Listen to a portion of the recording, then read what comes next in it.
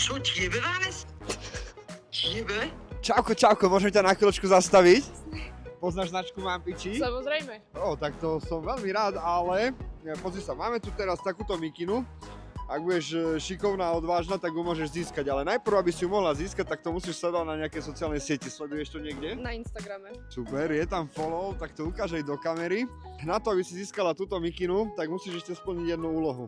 Musíš zavolať niekomu z rodiny a povedať, že si tehotná. Ideš do toho?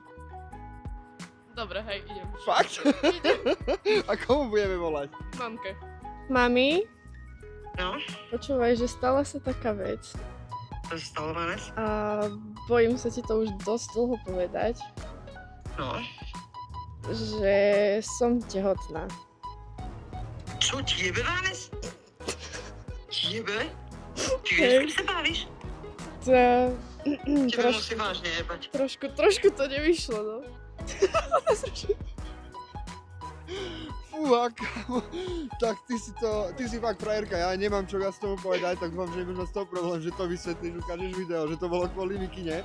Tak mikinka je tvoja, Ďakujem veľmi pekne. ešte nám ju pekne aj ukáž do kamery, spredu, zozadu. No a čo ti na to povedať, tak maj piči a buď životne šťastná.